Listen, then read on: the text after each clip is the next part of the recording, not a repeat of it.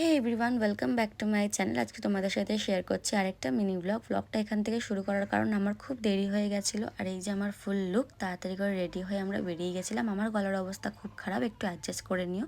আগে আগে মা বাবা যাচ্ছিলো, পেছন পেছন আমি যাচ্ছিলাম। আমরা অটো স্ট্যান্ডের দিকে যাচ্ছিলাম, একটা অটো ধরে আমরা মেট্রো স্টেশনের দিকে চলে গেছিলাম। মেট্রো স্টেশনে গিয়ে দেখি অলরেডি একটা মেট্রো ছেড়ে দিয়েছে। তো আমরা কিছুক্ষণ ওয়েট করেছিলাম, তারপর আরেকটা মেট্রো চলে এসেছিলো। তারপরে এই যে মেট্রোর ভেতর থেকে বাইরের ভিউ, মেট্রোতে সেদিনকার খুব ভিড় হয়েছিল। আমি প্রায় সেন্ট্রালের কাছে গিয়ে বসার জায়গা পেয়েছিলাম। তো আমি স্কাইওয়াকের ওপর থেকে হেঁটে হেঁটে যাচ্ছি। তোমরা কি গেস করতে পারছো আমি কোথায় যাচ্ছি? আমি যাচ্ছি দক্ষিণেশ্বর।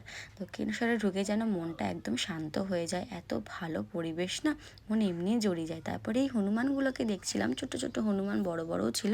আর একটা এত পাজি, দেখো একজনের কাছ থেকে প্রসাদ টেনে আর খেয়ে নিয়েছিল।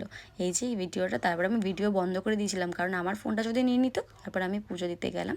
মায়ের ওই হাসিমাখা মুখটা দেখলে যেন মন জুড়িয়ে যায়। এই যে বাইরে থেকে আমি দক্ষিণেশ্বর ক্যাপচার করছি, কিন্তু আমরা ভেতরে অনেকক্ষণ বসেছিলাম জানো তো।